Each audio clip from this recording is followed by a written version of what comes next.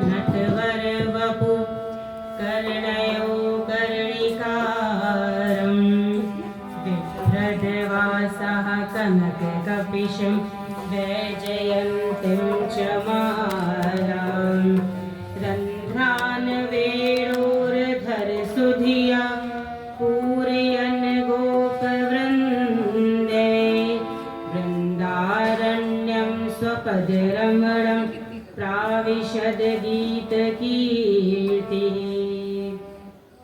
जय जय श्री राधे, जय जय श्री राधे, जय जय श्री राधे श्याम।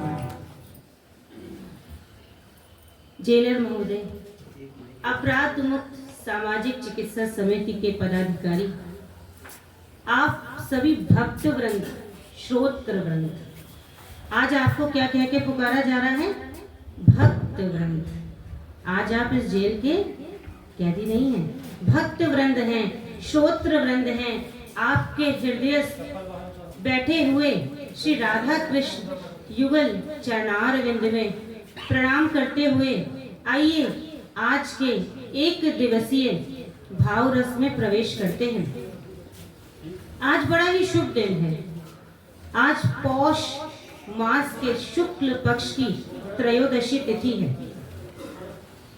पौष मास के द्वादशी तिथि को पिछले वर्ष 22 जनवरी को रामलला की प्रतिष्ठा हुई थी अयोध्या में।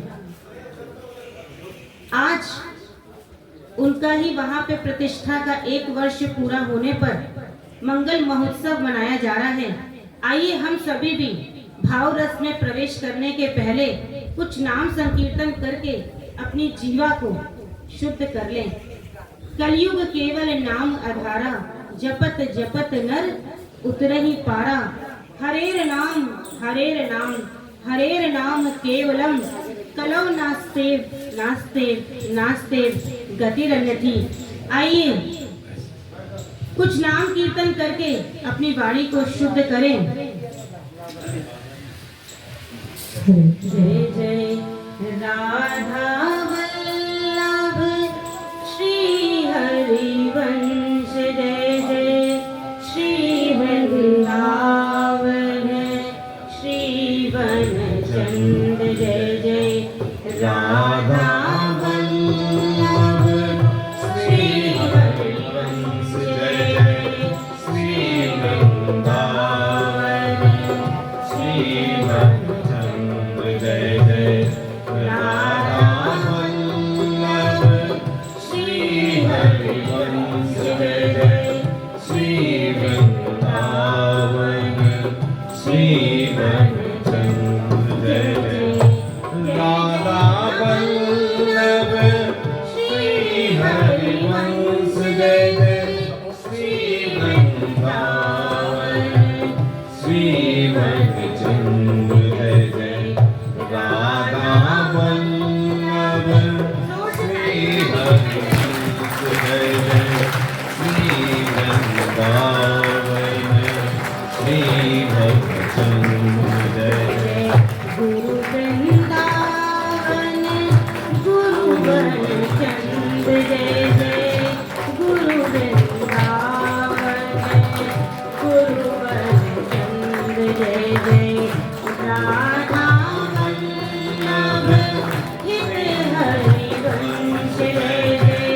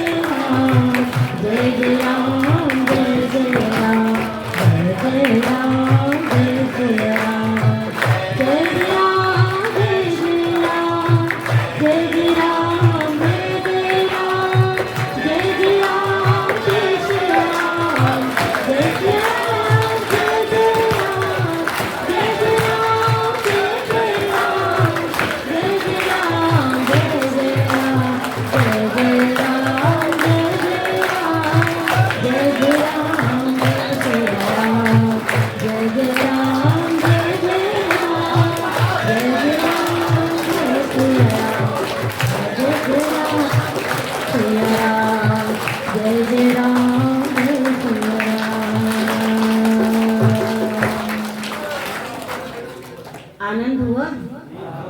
राम है ही वही आनंद स्वरूप है राम। राम शब्द का अर्थ देखिए, एक शब्द नहीं है। राम माने प्रकाश, माँ माने मुझ में जो प्रकाश है वही राम है। राम कुछ और नहीं। भोलेनाथ वर्ण अक्षरों में से केवल दो नाम लिए, दो वर्ण लिए, रा और माँ। दिन रात राम राम राम जपते हैं। वाल्मीकि मरा मरा मरा कह के रामायण लिख गए। भागवत जी के नवम स्कंद में सूर्य वंश का वर्णन आता है। आज हम श्रीमद् भागवत के अष्टम एवं नवम स्कंद का श्रवण करेंगे। अष्टम स्कंद में अष्टम अध्याय के अष्टम श्लोक का इतना महत्व है कि आपको बताएंगे तो आप बड़े ध्यान से सुनेंगे। इसको सुनने का फल मैं पहले ही बता दूं ताकि आप सबका ध्यान इधर ही लगा रहे। श्रीमद् भागवत साक्षात श्री कृष्ण है। आप लोग कंफ्यूज हो जाते हैं कभी कभी, गीता क्या है और भागवत क्या है? गीता श्री कृष्ण की वाणी है और श्रीमद् भागवत साक्षात श्री कृष्ण है। श्री कृष्ण जब लीला संवरण करके गए तो दिव्य तेज पुंज के रूप में श्रीमद् भागवत में साक्षात प्रवेश कर गए। तो ऐसी ही पवित्र श्रीमद् भागवत के अष्टम एवं नवम स्कंद को आज हम श्रवण करेंगे। अष्टम स्कंद में समुद्र मंथन से लक्ष्मी जी के प्रागट्य की कथा आती है। अच्छा, यहाँ पे कोई ऐसा है जिसको लक्ष्मी जी नहीं चाहिए? हाथ तो उठाना। अच्छा, लक्ष्मी नहीं चाहिए? देखिए, तभी मैं कह रही हूँ बहुत ध्यान से सुनना है। आज के इस स्कंद को सुनने का फल है लक्ष्मी की प्राप्ति, क्योंकि इसमें वर्णन आता है कि कैसे अष्टम स्कंद में समुद्र मंथन हुआ और लक्ष्मी की प्राप्ति हुई।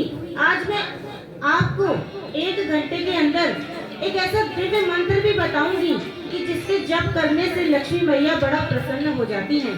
कहते हैं उस मंत्र को दीपावली के दिन यदि संपुट लगा करके उसका पाठ किया जाए तो लक्ष्मी की प्राप्ति होती है। सुनेंगे ना सब ध्यान से? तो हम अष्टम अध्याय में भागवत के प्रवेश करते हैं। 4 युग होते हैं, आप सभी जानते हैं।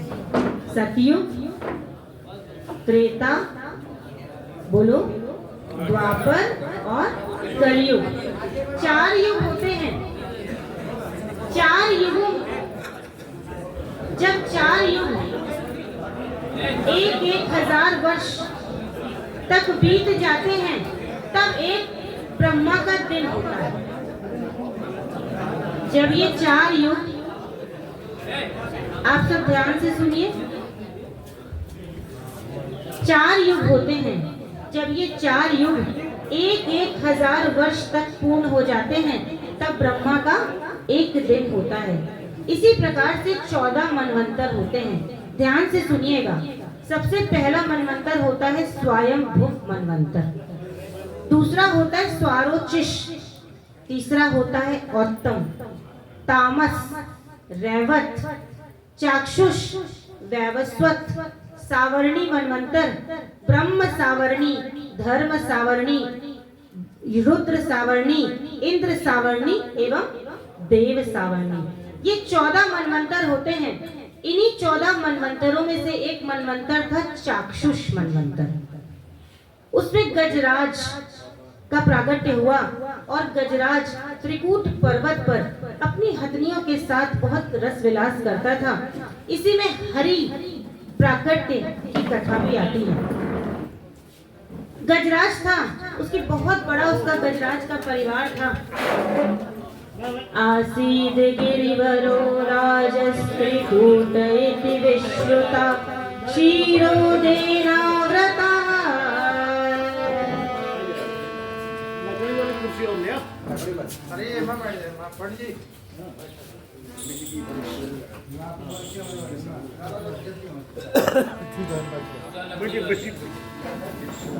आसीद गिरिवरो राजस्त्रिकूट इति विश्रुता क्षीरोदेनाव्रता श्रीमान्यो जनायुतमुच्छ्रिता। गजराज त्रिकूट पर्वत पर रहता था। एक बार गर्मी में बहुत प्यास लगी उसको, तो सरोवर के पास गया, जल पिया, परंतु जल पीकर भी उसको तृप्ति नहीं हुई। तो उसने सोचा ऐसा करता हूँ, बहुत गर्मी है, संताप से जल रहा हूँ, मैं सरोवर में स्नान कर लेता हूँ। सब सरोवर में स्नान करने को चला गया, अपने परिवार को भी बुला लिया और बहुत देर तक जब जल क्रीड़ा करता रहा तो वहां सरोवर में एक ग्राह रहता था। ग्राह किसको कहते हैं? मगरमच्छ को। मगर रहता था। जब उसने देखा ये हाथी बड़ी देर से जल क्रीड़ा कर रहा है और सरोवर को गंदा कर रहा है, तो उस ग्राह ने क्या किया? हाथी के पैर पकड़ लिए। वो हाथी बड़ा शक्तिशाली था। उसने कहा ये तो छोटा सा जीव है, ये मेरा क्या बिगाड़ लेगा? मुझसे तो सिंह तक डरते हैं। यद गंध मात्रा द्वर्यो गजेंद्र, उसकी गंध तक से सिंह डर जाते थे। उसने कहा ये छोटा सा जीव मेरा क्या बिगाड़ लेगा? परंतु जब ग्राह ने बहुत लंबे समय तक पैर नहीं छोड़ा, तब गजेंद्र को चिंता हुई। अपने सारे परिवार को बुलाया। सारे परिवार ने पत्नी के साथ बड़ा प्रयास किया कि किसी तरीके से पैर छोड़ दे, परंतु पैर नहीं छोड़ा ग्रह ने। जब नहीं छोड़ा तो परिवार वाले तो परेशान हो गए, थक गए, हार गए, वापस जाने लगे। जब वापस जाने लगे तो हाथी ने कहा कि भाई तुम सब क्या मुझे छोड़ करके जा रहे हो?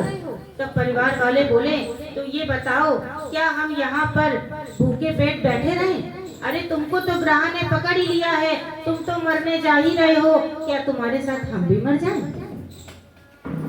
जब परिवार वालों ने ऐसा कहा तो हाथी को वैराग्य हो गया। देखिए ऐसे ही तो हाथी की तरह हमारी दशा है ना, हम भी ऐसे ही हाथी की तरह मदमस्त होकर के। ग्रह कौन है? देखिए ग्रह ने पकड़ा कहाँ से, बड़े ध्यान से सुनिएगा, पैरों से पकड़ा।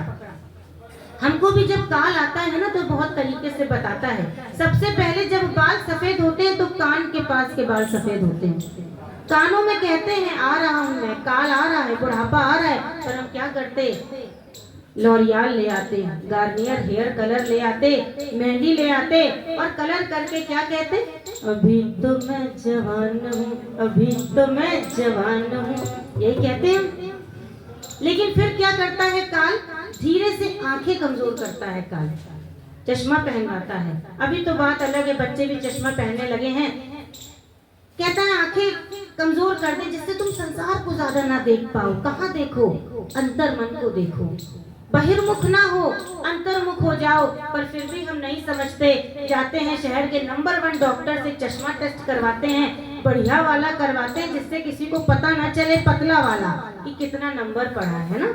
ज्यादा मोटा होगा तो लोग हंसेंगे, बहुत आंखें कमजोर हैं, तो बढ़िया पतला वाला चश्मा बनवा के लाते हैं और वो लगा के फिर कहते हैं अभी तो मैं जवान हूँ।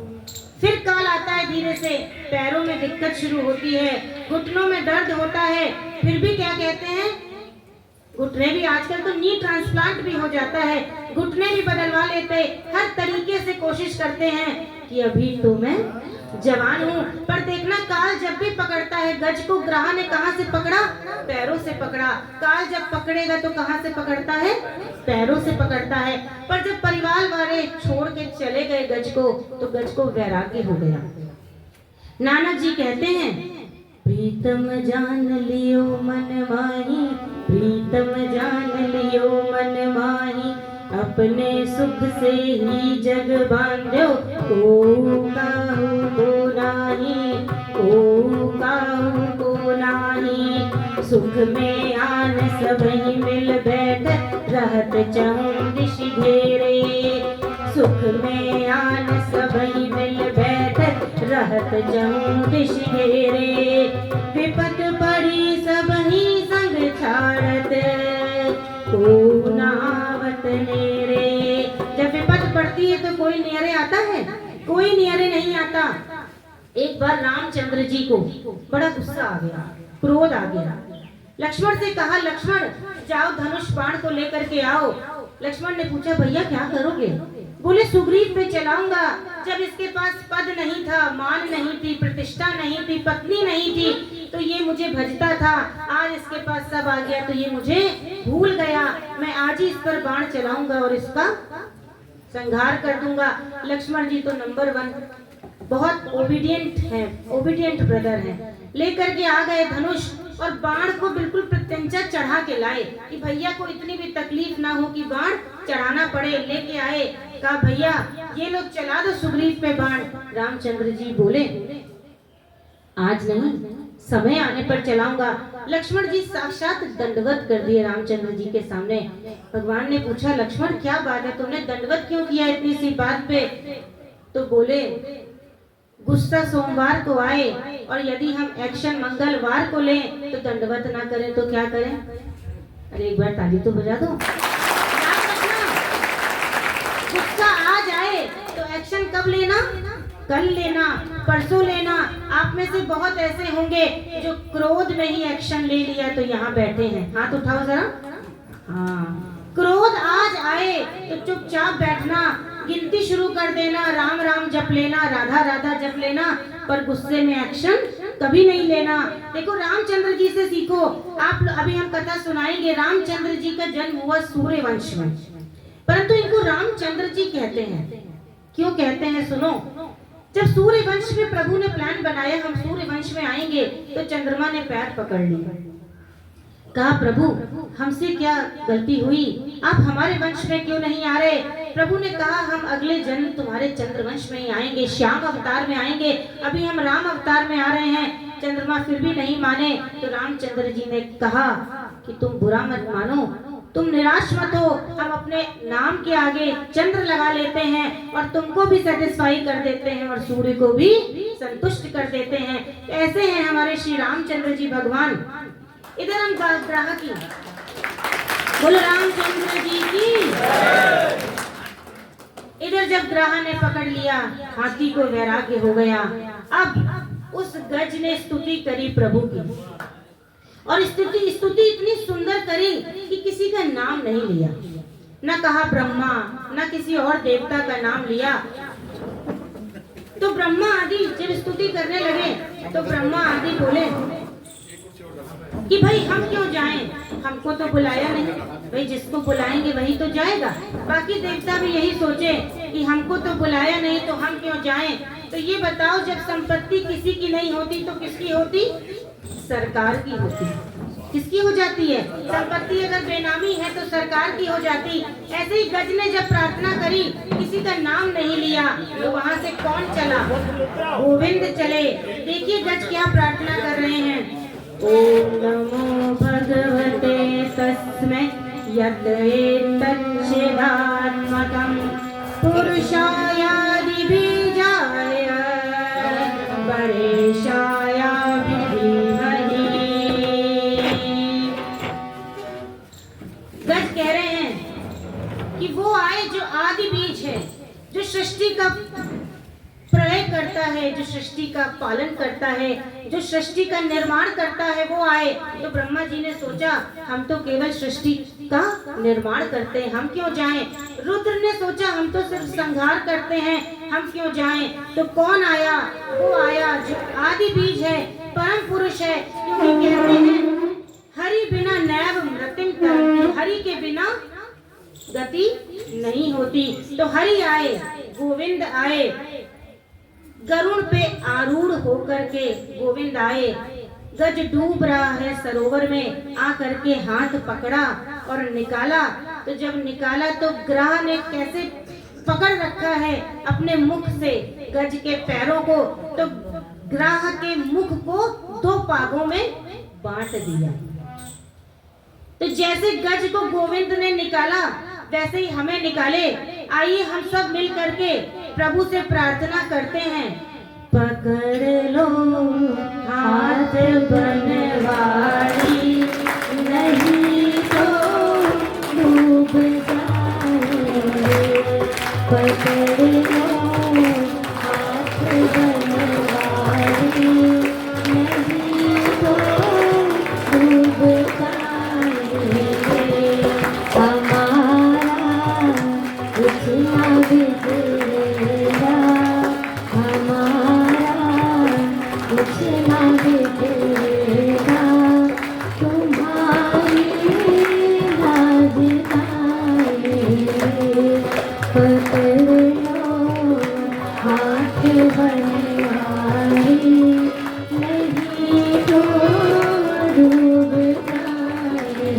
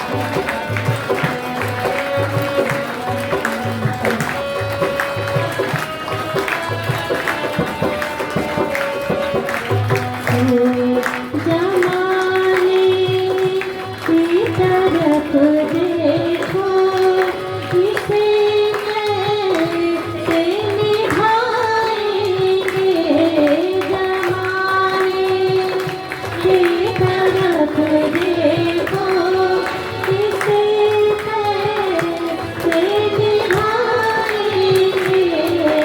इसे कैसे निभाएंगे पकड़ लो हाथ बनवारी पकड़ लो हाथ बनवारी नहीं तो डूब जाएंगे हमारा कुछ न बिगड़ेगा हमारा कुछ न बिगड़ेगा तुम्हारी लाज जाएंगे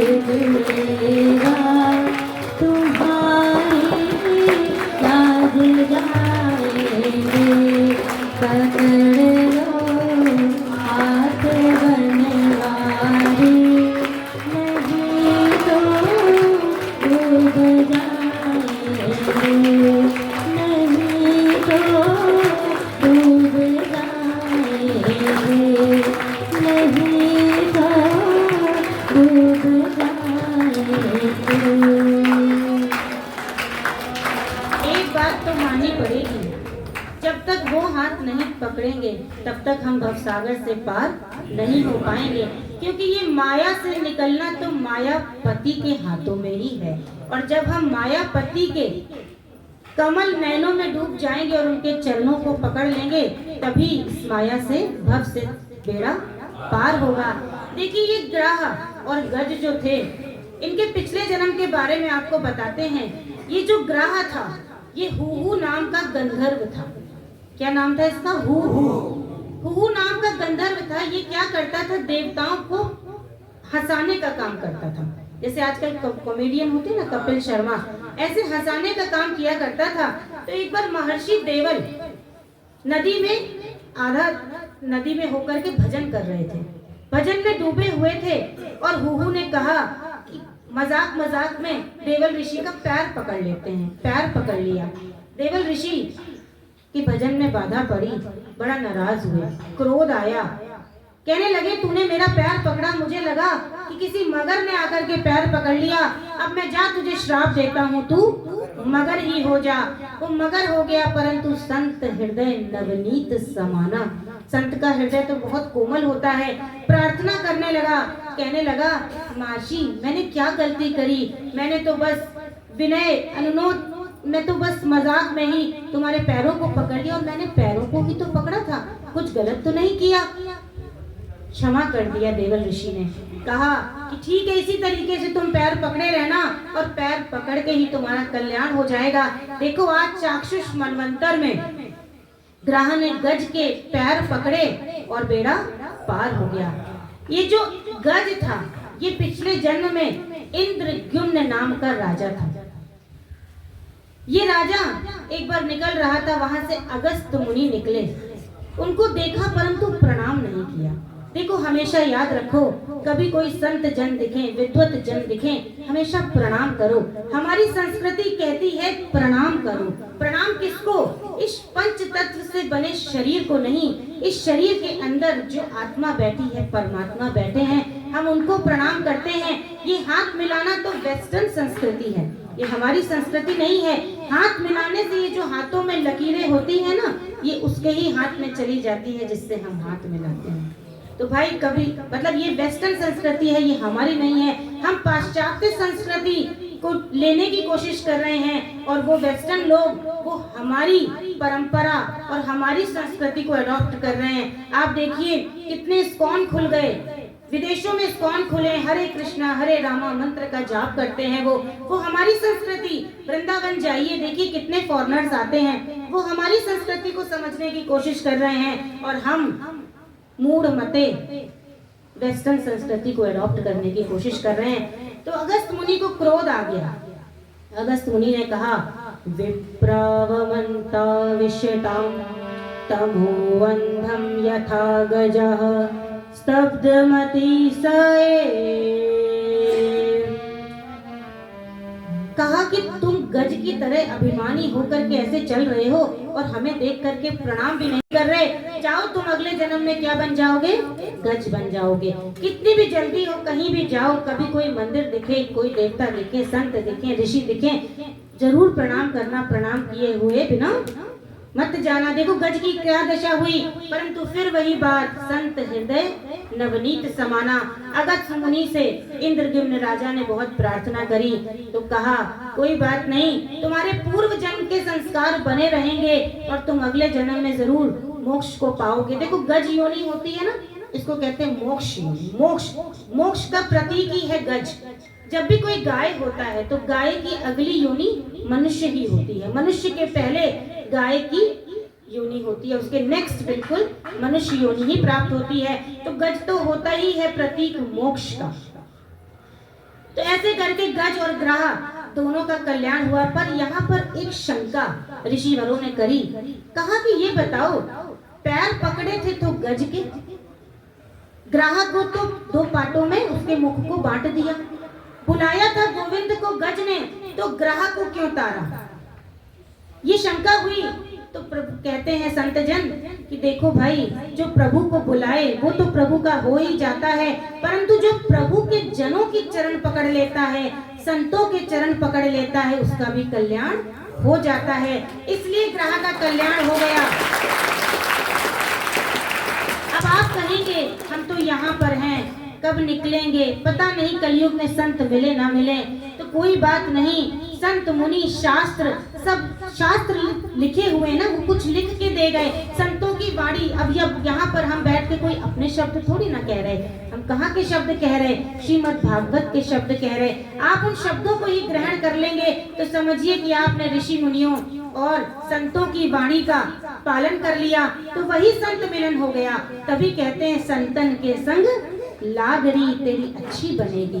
संतन के संग लगे रहेंगे मतलब शास्त्रों की बातें। देखो हम क्या करते हैं, कहे सुने की बातें मानते रहते हैं। किसी ने कहा ऐसा है वो मैया हैं, वो बहुत देती हैं, उनसे मांगोगे ना, उनके चरण पकड़ लोगे तो वो सब कामनाएं पूरी कर देंगी। तो क्या किया, माला पहना दिया और उन्हीं की पूजा करने लगे। ऐसे नहीं करना। जो शास्त्रों में लिखा, जो परम पुरुष है, जो जो सारे संहार करता है, पालन करता है, सृष्टि के निर्माता है, उनको भजो ना, उनको भजना है।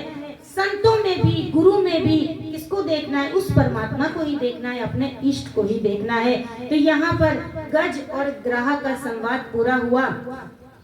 आगे समुद्र मंथन की कथा आती है। बड़ी सुंदर कथा है। लक्ष्मी की प्राप्ति करनी है ना, हाँ, बड़े ध्यान से सुनेंगे सब। समुद्र मंथन क्यों हुआ? देखिए, यहाँ पर भी क्रोध आया। एक बार दुर्वासा ऋषि ने माला भेंट करी इंद्र को। उस माला का इंद्र ने सम्मान नहीं किया और उसको फेंक दिया। कभी भी मंदिर से आपको माला मिले, कोई भी आपको माला दे, जैसे ये माला अब हमने पहनी है, हम इसको सम्मान ही कहीं पर रखेंगे और फिर जल में विसर्जित करेंगे। ऐसे माला का अपमान नहीं करना चाहिए। देखिए, इतना बड़ा समुद्र मंथन केवल एक माला का अपमान करने से हुआ। दुर्वासा ऋषि को बहुत क्रोध आ गया। कहा, तूने, देखो ये फूल होते हैं ना, इसमें लक्ष्मी का वास होता है, इसको बहुत संभाल के तभी फूल चढ़ते हैं, इसमें लक्ष्मी का वास कहते हैं। कभी भी चरणों में फूलों को नहीं डालना चाहिए। संतों के चरणों की बात अलग है, क्योंकि वो प्रभु के जन हैं। नहीं तो फूल कभी पैरों तले नहीं आना चाहिए। फूलों में लक्ष्मी का वास होता है। दुर्वासा ऋषि बड़े नाराज हो गए। कहा, तूने श्री का अपमान किया है, अब जा तू श्री हीन हो जा। श्री से हीन हो गए इंद्र। अब श्री से हीन हो जाएंगे तो क्या होगा बताओ? स्वर्ग छिन गया, श्री से हीन हो गए। अब देवता बड़े परेशान हुए। तो कहाँ गए? गोविंद के पास गए, श्री कृष्ण के पास गए। जब गए तो प्रभु ने कहा, क्या करना है भाई बताओ? देवताओं ने पूछा। प्रभु ने कहा, अहि मूषकवत। क्या कहा? अहि मूषकवत। अहि माने सर्प, मूषक माने चूहा। वही करना है जो सर्प और चूहा करता है। अब देखो, सर्प और चूहा क्या करता है। सपोज सर्प और चूहा दोनों जाल के अंदर बंद हो जाए, तो सांप वहीं पर चूहे को नहीं खाएगा, सोचेगा कि चूहा जाल को कुतर दे, धीरे धीरे कुतर दे, बाहर निकले फिर निपट लेंगे। यही करता है ना सर्प। तो चूहा जब बेचारा कुतर लेता है और सर्प और चूहा दोनों बाहर आ जाते हैं जाल के, तो सर्प क्या करता है? चूहे को गट्ट कर जाता है। तो यही कहा कि भाई देवता तो बड़े श्रीहीन हो चुके हैं, बलहीन हो चुके हैं। भाई श्रीहीन व्यक्ति बलहीन हो ही जाता है। चाहे प्रभु की सेवा हो, चाहे कुछ भी हो, श्री तो चाहिए ही। और श्रीहीन व्यक्ति कुछ नहीं कर सकता। श्रीहीन व्यक्ति लेकिन एक काम कर सकता है, नाम जप कर सकता है। बैठे बैठे नाम जप करोगे और कहोगे आ जाए जलेबी जलेबी जलेबी जलेबी, जलेबी आएगी? नहीं आएगी। परंतु क्योंकि ये पदार्थ है, इसमें जीव नहीं है, परंतु प्रभु का नाम चिदानंद है। प्रभु का नाम बैठे बैठे यहीं जपोगे। इतने संतों की मिलते हैं प्रसंग हमारे शास्त्रों में कि मात्र 3 दिन नाम जप किया और प्रभु साक्षात प्रकट हो गए। आप देखिए, अभी हम खटवांग ऋषि का सुनेंगे प्रसंग। खटवांग राजा को भी कुछ क्षणों में ही प्रभु की प्राप्ति हो गई। भक्त ध्रुव को 6 महीने में प्रभु की प्राप्ति हो गई। तो बस एक प्रभु ही ऐसे हैं जो बड़ी सहजता से मिल सकते हैं। संसार में तो सबको क्या चाहिए? श्री।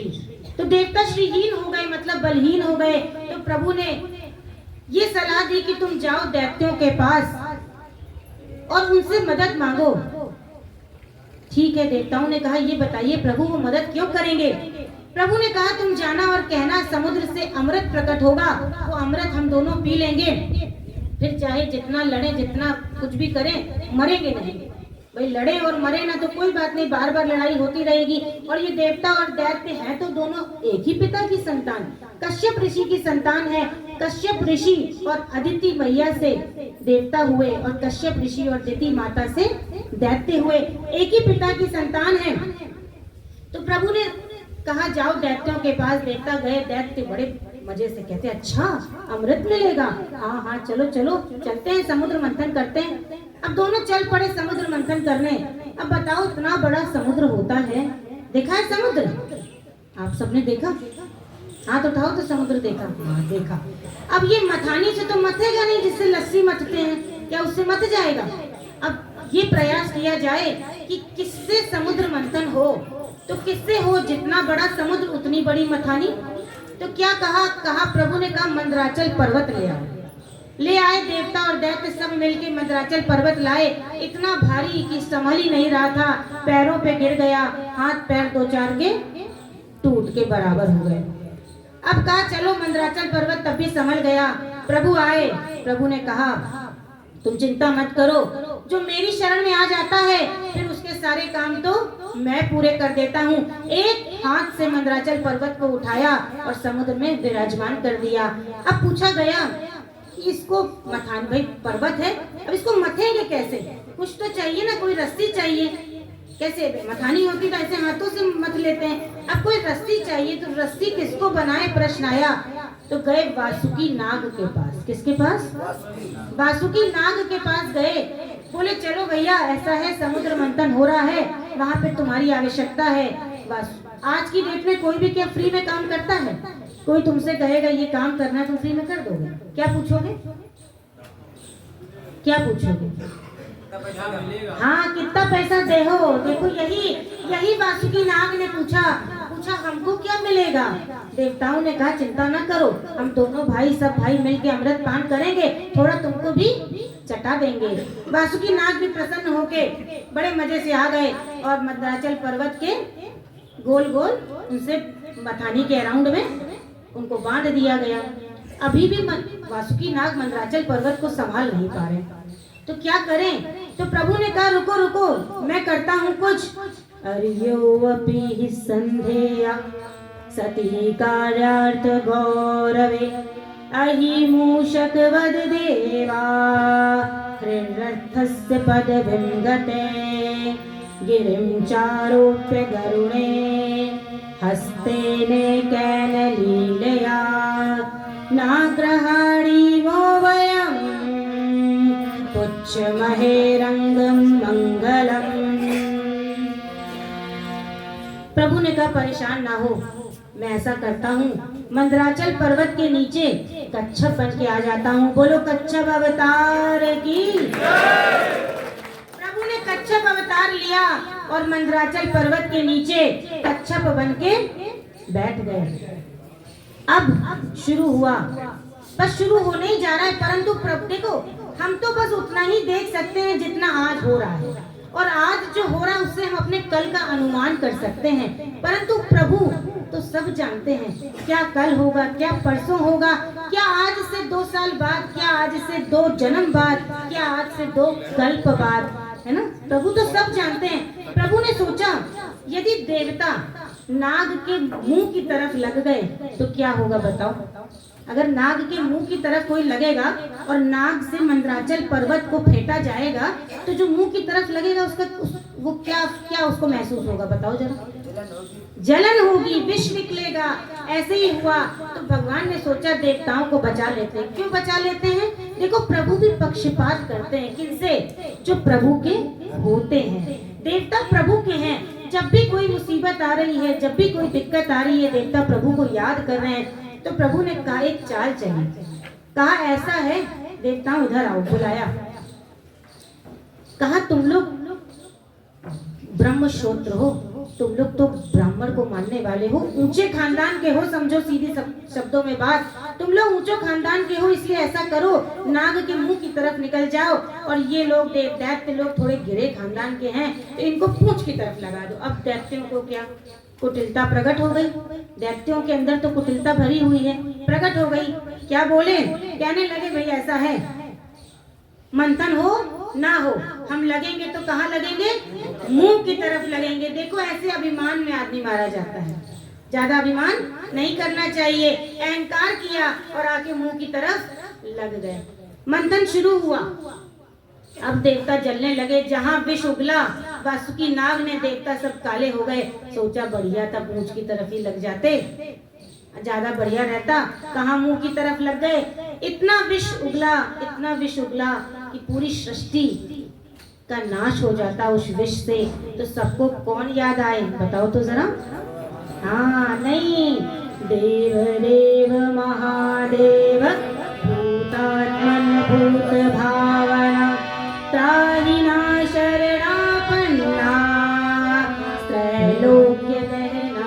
विषाद। वो नीलकंठ भगवान याद आए, आइए उनकी स्तुति कर लेते हैं। नीलकंठ भगवान प्रकट हुए विष को ग्रहण करने के लिए। ऐसे नीलकंठ भगवान के चरणों में प्रणाम करते हैं और एक छोटी सी स्तुति गाते हैं। जय नीलकंठ भगवान परमेश्वर दया निधान। जय नीलकंठ भगवान परमेश्वर दया निधान। हे नीलकंठ भगवान शक्ति दो भक्त तुम्हारा बंदा। नीलकंठ भगवान शक्ति दो भक्त तुम्हारा कहलाओ। जिससे भी शैली दुनिया हंस के बता जाओ। जिससे भी शैली बातों को बता जाओ। जय नीलकंठ भगवान परमेश्वर दया निधान। जय नीलकंठ भगवान परमेश्वर दया निधान।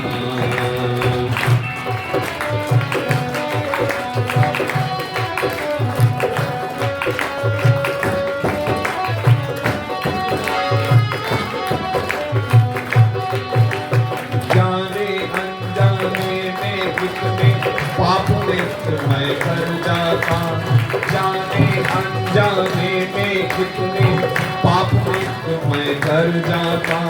भक्ति जगा तो मुझमें प्रभु मैं भी पुण्य कमा पाता।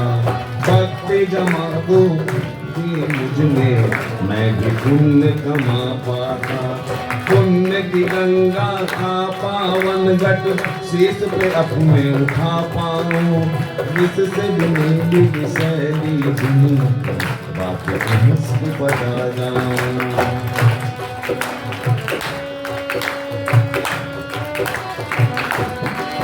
हे नीलकंठ भगवान परमेश्वर दया निधान। हे नीलकंठ भगवान परमेश्वर दया निधान। ज्ञान में लीन रहे नित मनवा ज्ञान इसे दे दो भगवान। ध्यान में लीन रहे नित मनवा ज्ञान इसे दे दो भगवान। दुखी और असहायों की सेवा से विचलित ना हो मन। दुखी और असहायों की सेवा से विचलित ना हो मन। सर्वसी भयंकर पीड़ा जन की अपने गले लगा पाऊं। सर्वसी भयंकर पीड़ा जन की अपने गले लगा पाऊं। जिससे भी शैली दुनिया बात को हंस के बता जाऊं। हे नीलकंठ भगवान शक्ति दो भक्त तुम्हारा कहलाऊं। हे नीलकंठ भगवान शक्ति दो भक्त तुम्हारा कहलाऊं। जिससे भी शैली दुनिया हंस के बता जाऊं। जिससे भी शैली दुनिया की हंस के बता जाऊं। जय नीलकंठ भगवान परमेश्वर दया निधान। जय नीलकंठ भगवान परमेश्वर दया निधान। जय नीलकंठ भगवान परमेश्वर दया निधान। हे नीलकंठ भगवान शक्ति दो भक्त तुम्हारा कहलाऊं। हे नीलकंठ भगवान शक्ति दो भक्त तुम्हारा कहलाऊं। जिससे भी शैली दुनिया को हंस को बताना। जिससे भी शैली बातों को बताना। जय नीलकंठ भगवान जय नीलकंठ भगवान परमेश्वर दया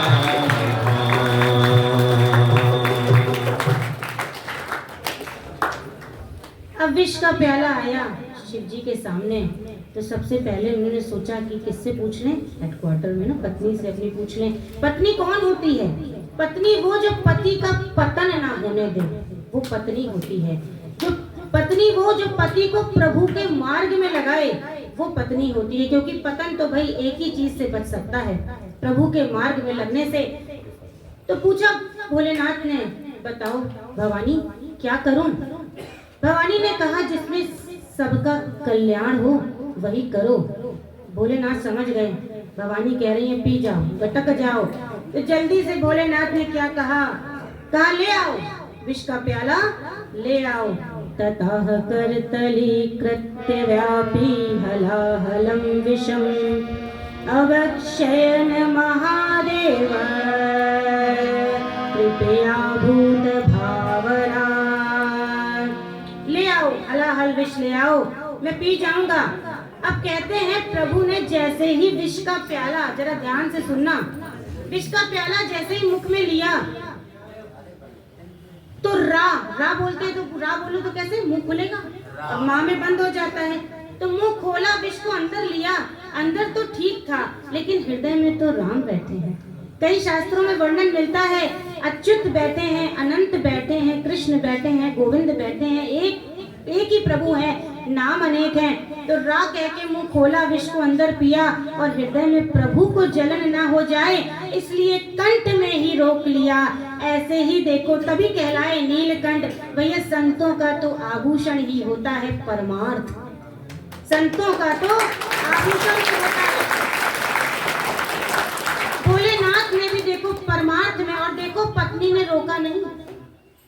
आज संसार में पत्नियों का तुम क्या करोगे पी के, विष पी लोगे तुम, होता है जो हो जाए संसार का। अरे आप बताओ, कोई निकलता है कहीं पे क्या हाथ डालता है कहीं? नहीं। देखो भवानी ने क्या राय दी, जिसमें समाज का उद्धार हो, जिससे समाज का भला हो, तुम वही काम करो। और देखो नाम के प्रभाव से भोलेनाथ ने विष पी लिया। नाम प्रभाव जान शिवनी को, कालकूट फल दीन अमी को। नाम के प्रभाव से कुछ असर नहीं हुआ, कंठ में ही समा गया। और ऐसे ही देखो मीरा ने विष का प्याला पिया, विष भेजा राणा ने, विष का प्याला प्रभु का प्रसाद समझ के पी लिया। कुछ हुआ मीरा को? कुछ नहीं हुआ। प्रसाद, प्रसाद क्या होता? प्रभु के साक्षात दर्शन। प्रभु के प्रसाद की कभी अवज्ञा नहीं करनी चाहिए। कोई प्रसाद लेके आए तुरंत मुंह में रखो, तुरंत पाओ। जैसे देखो माला की अवज्ञा करी इंद्र ने, दुर्वासा ऋषि ने श्राप दिया और समुद्र मंथन हो रहा है। इसी प्रकार से प्रसाद की अवज्ञा कभी नहीं करनी चाहिए, तुरंत पाना चाहिए। तो इधर नीलकंठ भगवान ने विष का प्याला पी लिया। आगे समुद्र मंथन फिर हुआ, कामधेनु गाय निकली, हविर्धानी ततो अवध, ऋषियों को दान दे दी, चंद्रमा निकले। अब भोलेनाथ ने विष पिया है, जलन हो रही है, चंद्रमा शीतल है, तो शिव भोलेनाथ को दे दिया। और भोलेनाथ क्या कहलाए? चंद्रमौली। बोलो चंद्रमौली भगवान की। फिर आगे मंथन हुआ, उच्च श्रवा घोड़ा निकला, राजा बलि को दे दिया। ऐरावत हाथी निकला, इंद्र को दे दिया। कौस्तुभ मणि निकली, आप सबको पता होगा नारायण के हृदय में कौस्तुभ मणि होती है, नारायण ने धारण करी हृदय में। रंभादिक अप्सराएं निकली, स्वर्ग को भेज दी। पारिजात वृक्ष निकला, स्वर्ग को भेज दिया। अब समय आ गया है, नीले आकाश में बिजली कड़कने लगी। प्रादुर्भाव होने जा रहा है किसका? भगवती महालक्ष्मी का। बिजली कड़क रही है, महालक्ष्मी का अवतरण होने जा रहा है। ततश्चाविर्भूत साक्षात् श्री रामा भगवत परा, रंजयन्ति दिशः कान्त्या विद्युत सौदामिनी यथा, विद्युत सौदामिनी यथा। भगवती श्री लक्ष्मी प्रकट होने जा रही हैं। और भगवती श्री लक्ष्मी का जब प्रागट्य हुआ तो हाथ में वरमाला लेके आई। क्या लेके आई? वरमाला लेके आई। उनके रूप को देख के देवता दैत्य सब मुग्ध हो गए, कहने लगे, ये सोचने लगे कि वरमाला हमें पहना दे तो अच्छा। सब बिल्कुल मुग्ध हो गए रूप को देख करके। भगवान ने कहा इतने ललायत ना हो, रुको रुको, सब एक पंक्ति बना लो। दैत्यों ने एक पंक्ति बना ली, एक दानवों ने बना ली और एक ऋषि मुनियों ने भी बना ली। भगवती लक्ष्मी तो ऋषि मुनियों के भी काम आती है ना। तो बैठ गए कि माला हम ही को शायद पहना दे। भगवती ने सोचा, माँ लक्ष्मी ने, ऐसा करते हैं पहले संतों की लाइन को निपटा देते हैं। संतों की लाइन में गए तो सबसे पहले कौन बैठे थे? दुर्वासा ऋषि मिल गए। लक्ष्मी जी ने कहा, ऐसा है, तपस्या तो इन्होंने बहुत करी, बहुत ऊंचे ऋषि हैं, बहुत बढ़िया है, हमेशा तपस्या में रत रहते हैं, परंतु एक कमी है। क्या कमी है? नूनम तपो यस्य न मन्युर निर्जया। बहुत गुस्सा करते हैं, नाक में जब देखो तब गुस्सा बैठा रहता है। पता चला वरमाला पहना दी, बात बात पे गुस्सा होंगे तो गृहस्थी कैसे चलेगी। आगे बढ़ी, शंभू जी मिले, जिन्होंने अभी अभी विष पिया है। देखा बड़ा स्वरूप सुंदर है, तपस्वी भी हैं, बड़े भजनानंदी भी हैं, सब बहुत बढ़िया है। परंतु माँ लक्ष्मी ने कहा, यत्रो भयम कुत्र च सुअप्य मंगल। रूप बड़ा मंगल है। रूप कैसा है भैया? नाग लिए हैं, मुंडों की माला लटकाए हैं, नाग लिए बैठे हैं, ऐसा भभूत लगाए हैं, तो स्वरूप कैसा? तो कहा बड़ा अमंगल है। फिर आगे बढ़ी तो नारायण दिखे। नारायण दिखे तो कहा, वहां लक्ष्मी ने, समंगला कश्चना कांकते हिमाम।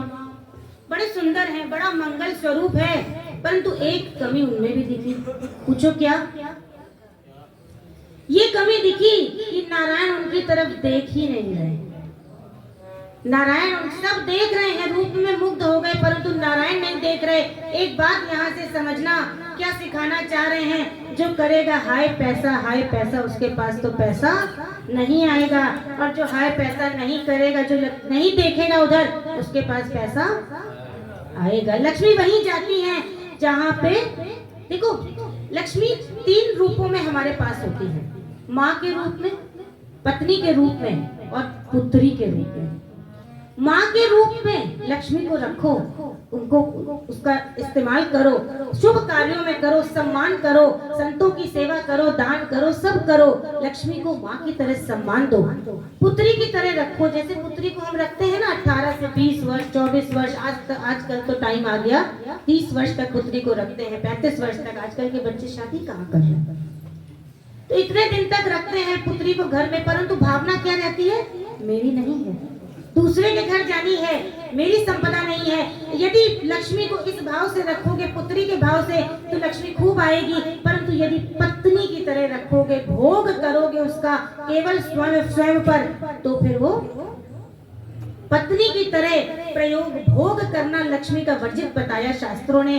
कहा माँ की तरह रखो, पुत्री की तरह रखो, परंतु भोग्य बना के ना रखो। तो विष्णु जी देख ही नहीं रहे हैं, परंतु लक्ष्मी जी को तो वरमाला उन्हीं को पहनानी है, क्योंकि विष्णु जी कैसे?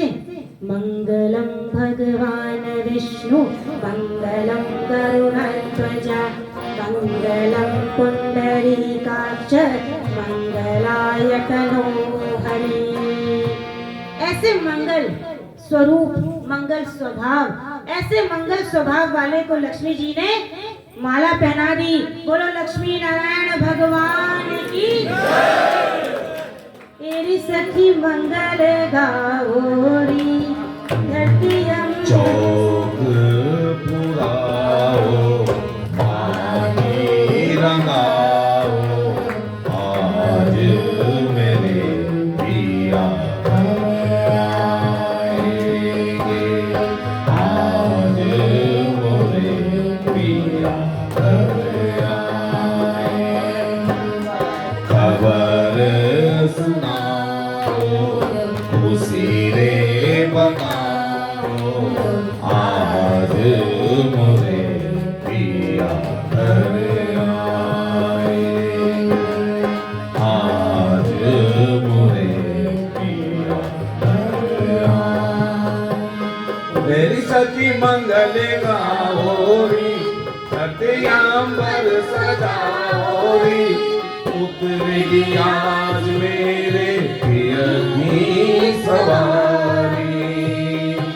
तेरी कोई काजल गाओरी, मोहे काला टीका लगाओरी, उनकी छवि से लगूं मैं प्यारी।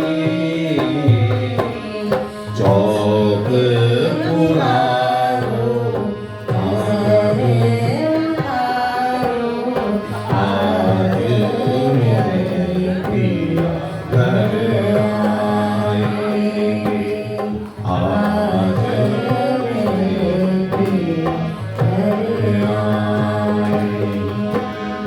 लक्ष्मी जी मारो नजर उतारो आज मोरे पिया घर आएंगे आज मोरे पिया घर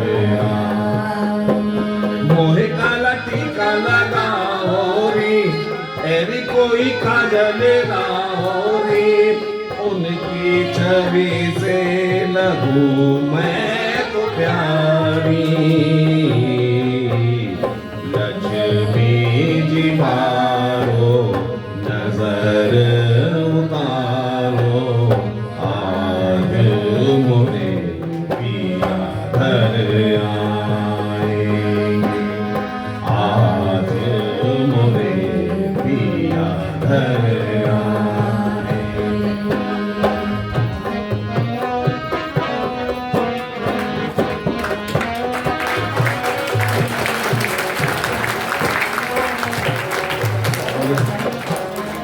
लक्ष्मी नारायण का विवाह हो रहा है, जरा मैया नाच थोड़ा सा झूम लो, अरे नाच दो थोड़ा सा।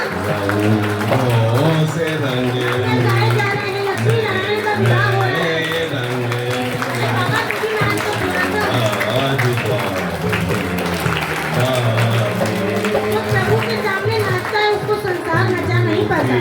पति नारद कुछ कह कोयल